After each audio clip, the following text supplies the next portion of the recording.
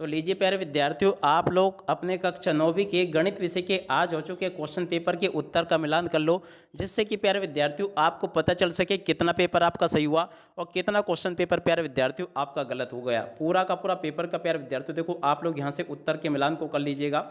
देखो इस प्रकार का पूरा आपका पेपर आया था, जल्दी से आप लोग उत्तर के मिलान कर लीजिएगा। पहला क्वेश्चन प्यारे विद्यार्थी पूछा गया, निम्न में से कौन सी अपरिमेय संख्या है। तो देखो प्यारे बच्चों, अपरिमेय संख्या कौन सी होगी, इसका राइट आंसर प्यारे विद्यार्थियों आपका कौन सा आ जाता है, डी नंबर का। ठीक है ना, ये सी नंबर का इस क्वेश्चन का उत्तर था। अगला क्वेश्चन पूछा है, बिंदु 2 3 का भुज है। तो देखो प्यारे बच्चों, बिंदु 2 3 का भुज कौन सा होगा। तो देखो इस क्वेश्चन का उत्तर प्यारे बच्चों आपका ए नंबर का आ जाएगा 2। त्रिभुज के कितने शीर्ष होते हैं। तो देखो प्यारे बच्चों, त्रिभुज के कितने शीर्ष होते हैं, 3 शीर्ष होते हैं, याद रखना। और यहाँ तक के सभी क्वेश्चन के उत्तर प्यारे बच्चों आपको मैंने बता दिए। अब अगला क्वेश्चन पूछा है, हीरोन के सूत्र में किसका क्षेत्रफल ज्ञात किया जाता है। तो देखो प्यारे विद्यार्थियों, हीरोन का जो सूत्र होता है ना, उसमें त्रिभुज का क्षेत्रफल ज्ञात किया जाता है। त्रिभुज आपको लिख कर आना था। ठीक है, अगला क्वेश्चन पढ़ते हैं, गोले का पृष्ठीय क्षेत्रफल है।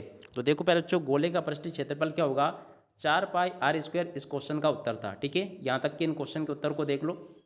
अगला क्वेश्चन पूछा है, वर्ग अंतराल 140 से 150 का वर्ग चिन्ह होगा। तो देखो प्यार जो ये जो क्वेश्चन पूछा गया ना, इसका उत्तर प्यार विद्यार्थियों आपका बी नंबर का आ जाएगा 145। ठीक है, अगला क्वेश्चन, समबाहु त्रिभुज का प्रत्येक कोण होता है। तो देखो प्यार जब यहाँ पर जो क्वेश्चन पूछा ना, समबाहु त्रिभुज का प्रत्येक कोण कितने डिग्री का होता है।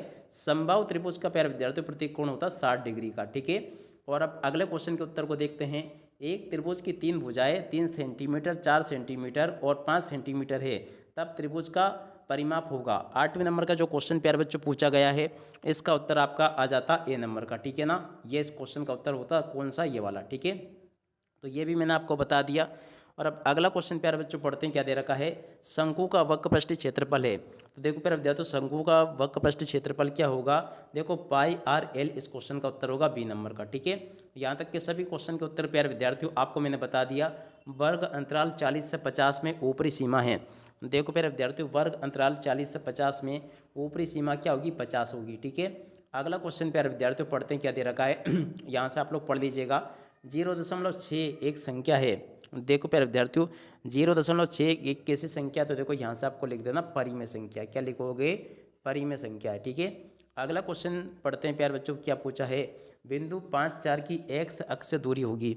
तो देखो प्यारे बच्चों, बिंदु 5 4 से एक्स अक्ष की दूरी कितनी होगी, 4 होगी। ठीक है, याद रखना कितनी होगी, 4 होगी।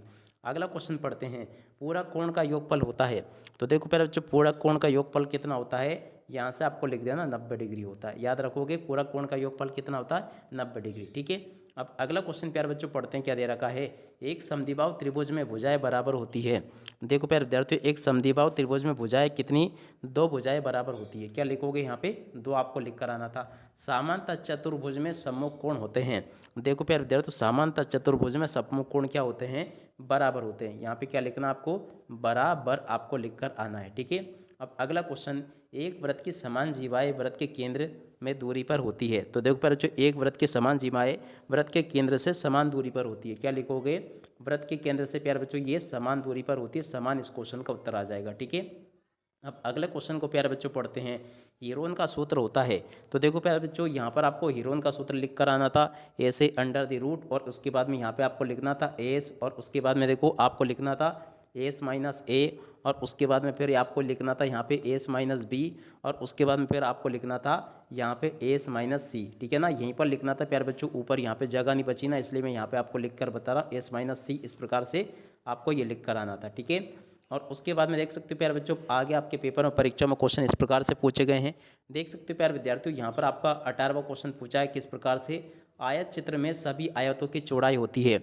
देखो प्यारे विद्यार्थियों, आयत चित्र में सभी आयतों की चौड़ाई क्या होती है, समान होती है। तो यहाँ से प्यारे विद्यार्थियों आपको क्या लिखना होगा, समान होती है। ठीक है, तो यहाँ तक के सभी क्वेश्चन के उत्तर प्यारे विद्यार्थियों आपको मैंने बता दिए, और जैसे क्वेश्चन के उत्तर प्यारे विद्यार्थियों आपको मैंने बताए, ठीक इसी प्रकार के क्वेश्चन आपके पेपर में परीक्षा में आपसे पूछे गए हैं। उम्मीद करता हूँ कि ये पेपर आपका बहुत अच्छा गया होगा, और जिस प्रकार से क्वेश्चन प्यारे विद्यार्थियों आपको मैंने बताए हैं, ठीक इसी प्रकार से क्वेश्चंस आपके पेपर में परीक्षाओं में आपसे पूछे गए होंगे।